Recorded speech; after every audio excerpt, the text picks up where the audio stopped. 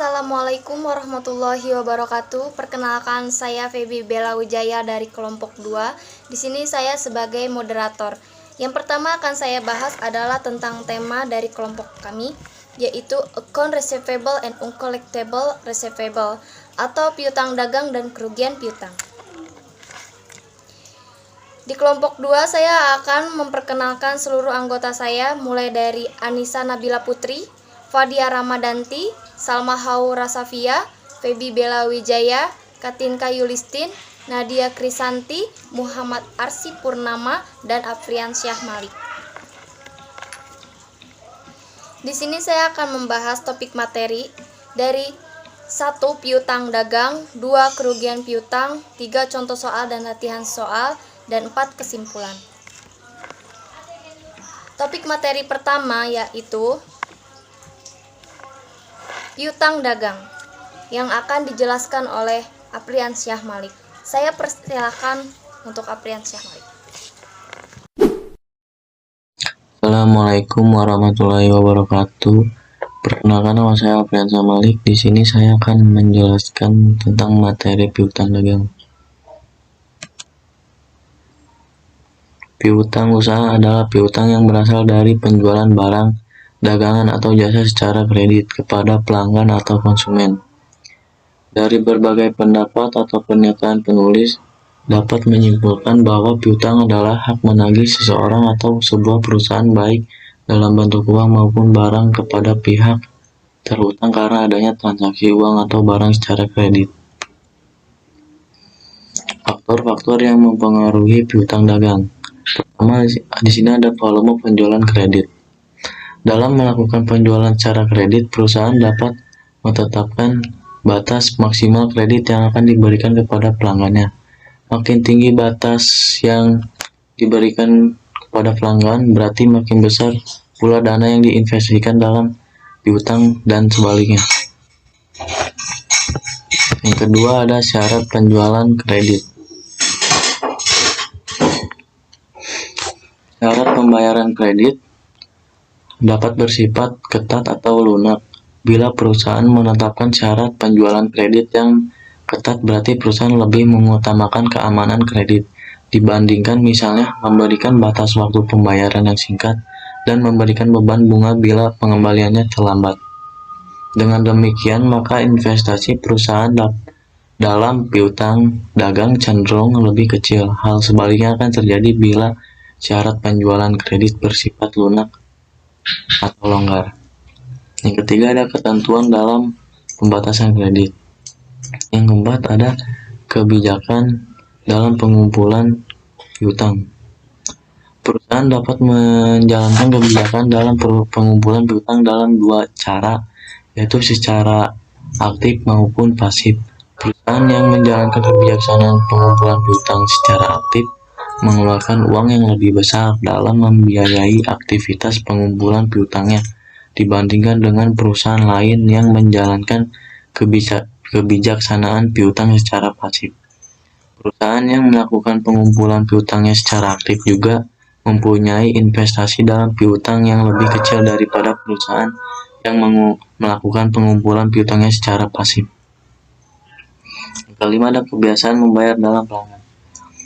Ada sebagian langganan yang mempunyai kebiasaan untuk membayar dengan menggunakan kesempatan mendapatkan cash diskon, dan ada sebagian lagi tidak menggunakan kesempatan tersebut. Kebiasaan para langganan membayar dalam periode cash diskon atau sesudahnya akan mempunyai efek terhadap besarnya investasi dalam piutang. Bila sebagian besar para langganan membayar selama diskon periode, maka dana yang tertanam dalam piutang akan lebih cepat cair dan akan memperkecil investasi dalam piutang. Sekian dari saya. Materi selanjutnya akan disampaikan oleh teman saya yang selanjutnya.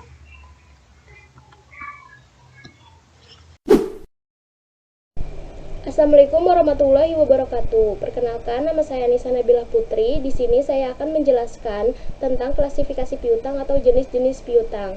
Klasifikasi piutang terdiri dari 3. Yang pertama itu piutang usaha atau piutang dagang. Merupakan piutang yang timbul akibat adanya penjualan barang atau jasa yang dilakukan secara kredit oleh perusahaan, yang nantinya penagihannya itu akan dilakukan sesuai dengan jangka waktu yang telah ditentukan.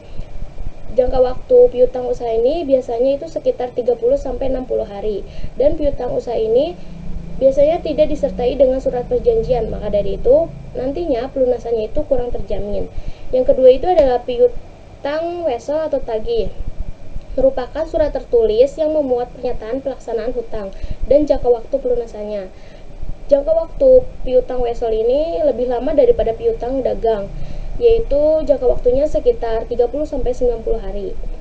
Yang ketiga ada piutang lainnya. Piutang lainnya meliputi piutang yang bukan berasal dari usaha atau perdagangan. Piutang lainnya ini tuh berhubungan dengan kegiatan operasional perusahaan, seperti piutang pajak, piutang karyawan, dan piutang bunga, dan lain sebagainya. Jangka waktu piutang lainnya itu juga lebih lama daripada piutang dagang dan piutang wesel.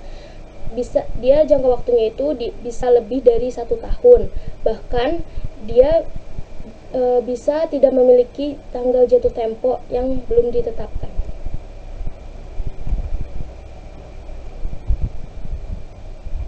Selanjutnya, saya juga akan menjelaskan bukti-bukti transaksi piutang.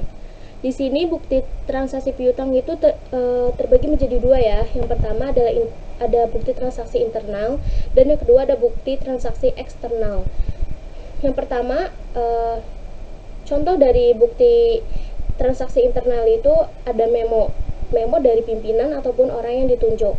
Dan yang kedua itu contoh bukti transaksi eksternal, yaitu ada faktur, kwitansi, nota debit, nota kredit, dan cek. Selanjutnya di sini saya akan menjelaskan mengenai pengelompokan piutang. Piutang itu dikelompokkan menjadi 5, yaitu piutang standar, piutang jatuh tempo, piutang overdue, dan piutang over limit, dan piutang yang tak tertagih.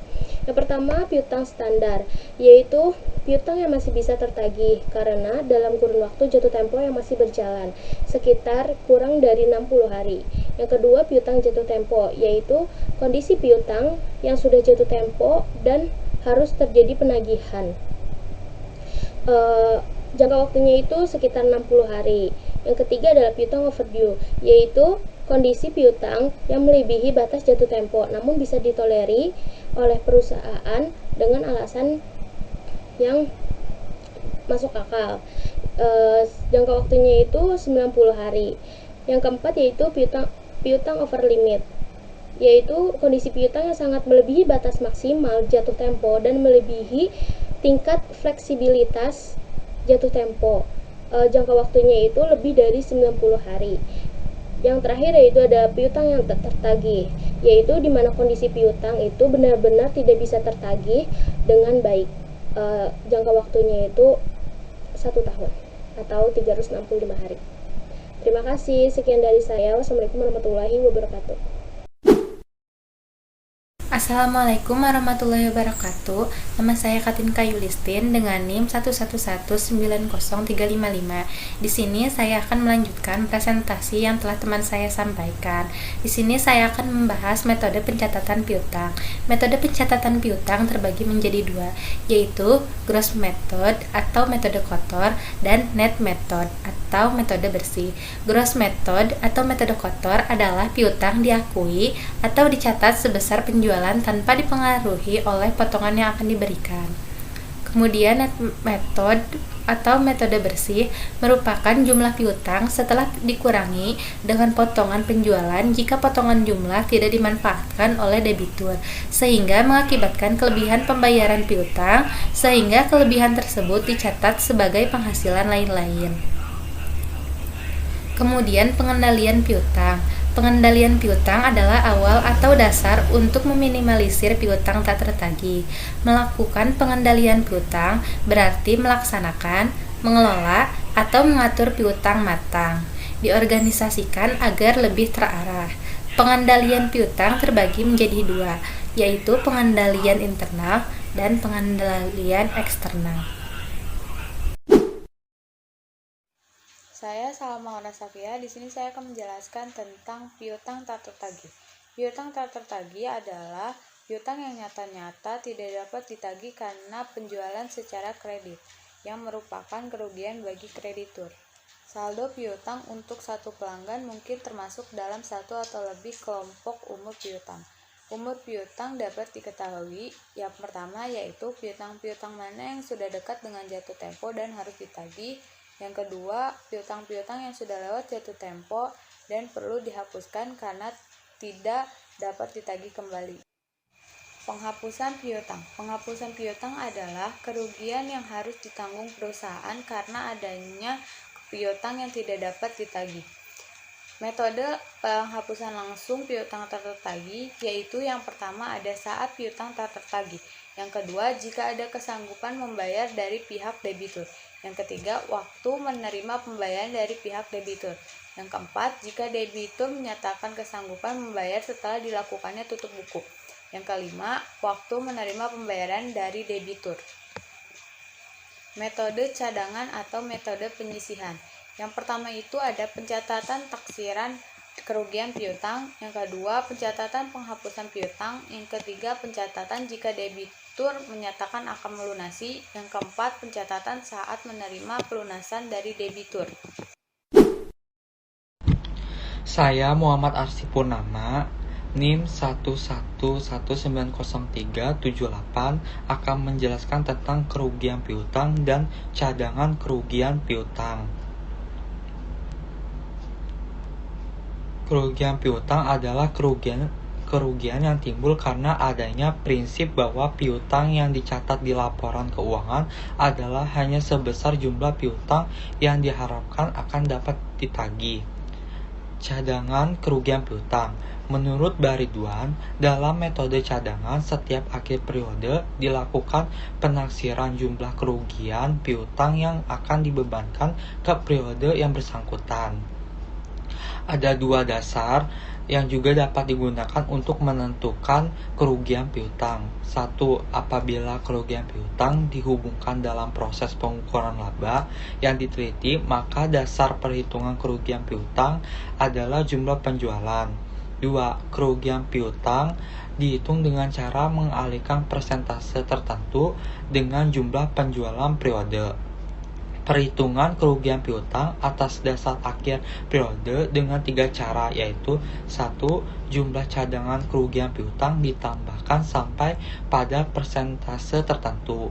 2. Cadangan ditambah dengan persentasi tertentu dari saldo piutang.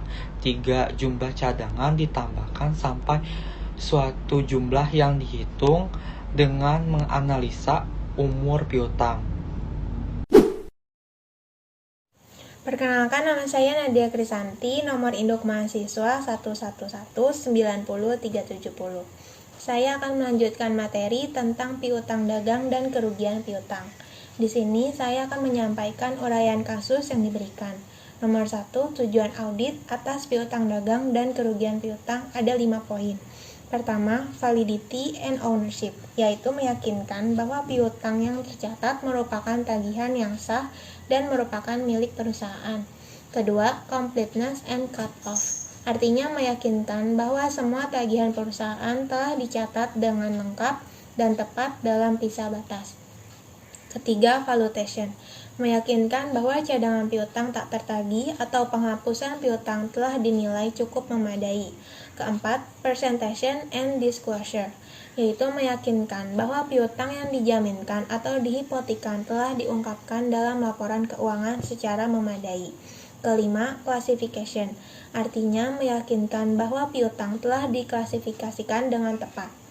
Nomor 2, diinformasikan catatan piutang dagang dan penerimaan kas PT Seroja selama tahun 2016 sebagai berikut.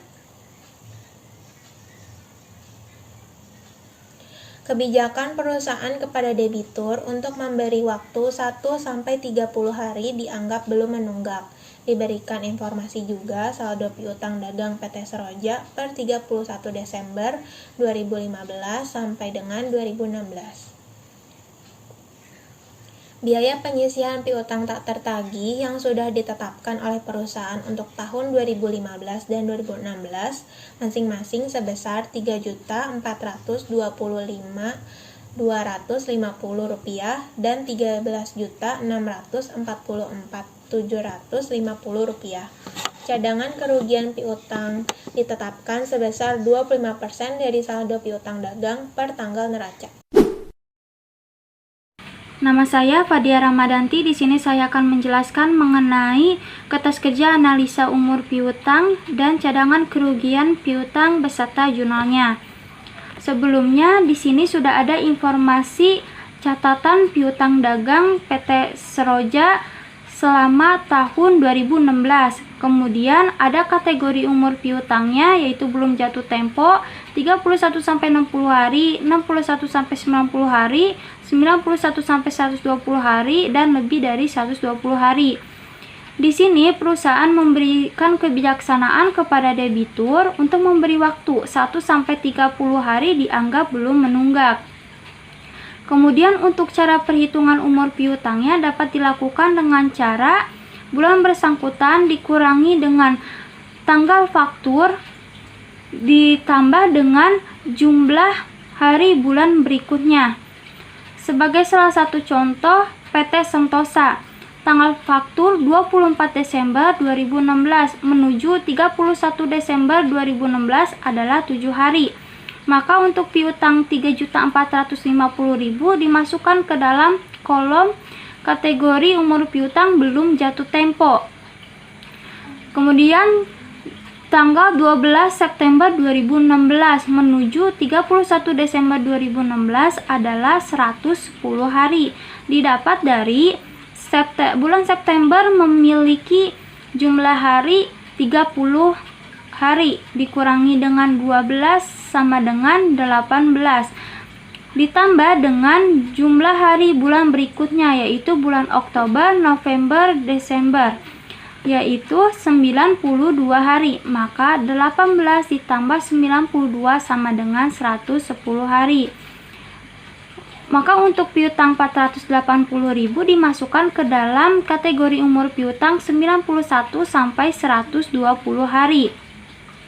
Tanggal faktur 17 Agustus 2016 menuju 31 Desember 2016 adalah 136 hari. Didapat dari bulan Agustus memiliki jumlah hari 31 dikurangi dengan 17 sama dengan 14. Kemudian ditambah dengan jumlah hari bulan berikutnya yaitu bulan September, Oktober, November, Desember yaitu 122 hari. Maka 14 ditambah 122 sama dengan 136. Maka untuk jumlah piutang 2.976.000 dimasukkan ke dalam kategori umur piutang lebih dari 120 hari. Begitupun cara seterusnya untuk mengkategorikan umur piutang debitur lainnya. Setelah itu dijumlahkan masing-masing piutangnya sesuai dengan kategori umur piutang. Belum jatuh tempo jumlahnya sebesar 10.561.500, 31 sampai 60 hari jumlahnya sebesar 16.653.000, 61 sampai 90 hari jumlahnya sebesar 6.355.000, 91 sampai 120 hari jumlahnya sebesar 13.636.000 dan lebih dari 120 hari jumlahnya sebesar 733.500. Kemudian carilah cadangan kerugian piutang dagang menurut audit dan pembukuan dan buatlah jurnalnya. Kategori umur piutang belum jatuh tempo, saldo piutangnya 10.561.500 didapat dari jumlah keseluruhan kategori umur piutang belum jatuh tempo. Kemudian 31 sampai 60 hari jumlahnya sebesar 16.653.000, 61 sampai 90 hari 6.355.000, 91 sampai 120 hari sebesar 13.636.000, lebih dari 120 hari 7.333.500. Kemudian ditotalkan menjadi 54.579.000. Cadangan kerugian piutang ditetapkan sebesar 25% dari saldo piutang, maka 25% dikali dengan 54.579.000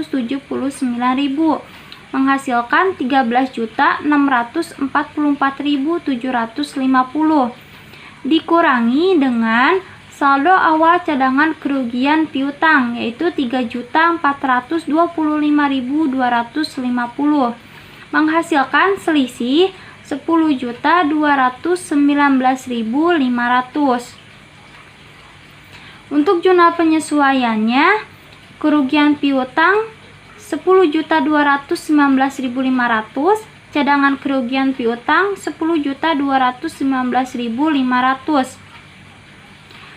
Pendapat auditor internal. Menurut pendapat kami, umur piutang yang kami sebut di atas menyajikan secara wajar dalam semua hal yang material. Posisi keuangan PT Seroja tanggal 31 Desember 2016 dengan hasil analisa umur piutang serta piutang tak tertagih untuk tahun yang berakhir pada tanggal tersebut sesuai dengan prinsip akuntansi yang berlaku di umum di Indonesia. Rekomendasi kepada manajemen. Kami merekomendasikan kepada manajemen PT Seroja untuk segera menagih hutang yang sudah jatuh tempo kepada perusahaan yang bersangkutan atau dengan cara lain seperti membuat surat tagihan yang diperuntukkan untuk perusahaan tersebut. Selanjutnya ada kesimpulan. Di dalam kesimpulan ada piutang dan kerugian piutang. Yang pertama adalah piutang. Piutang adalah sebuah tagihan dalam bentuk kas kepada perorangan, badan, atau pihak tertagih lainnya. Bagi perusahaan, piutang merupakan pos yang penting karena merupakan bagian aktiva lancar yang cukup material. Piutang merupakan aktiva lancar karena dapat dijadikan kas dengan segera, yaitu dalam jangka waktu paling lama 1 tahun. Kerugian piutang adalah kerugian yang timbul karena adanya prinsip bahwa piutang yang dicatat di laporan keuangan adalah hanya sebesar jumlah piutang yang diharapkan akan dapat ditagih. Kerugian piutang pada dasarnya adalah hal yang normal dan dari sudut pandang manajemen kerugian dalam jumlah yang wajar menunjukkan kebijaksanaan perusahaan yang sudah tepat. Terima kasih kepada seluruh anggota kelompok 2 yang sudah menjelaskan materi-materi yang ada di dalam slide. Selanjutnya, jika ada salah atau pertanyaan, silakan diajukan pertanyaannya. Saya Febi Bella Wijaya mewakili seluruh kelompok 2 mengucapkan terima kasih dan mohon maaf jika ada salah kata dan Assalamualaikum warahmatullahi wabarakatuh.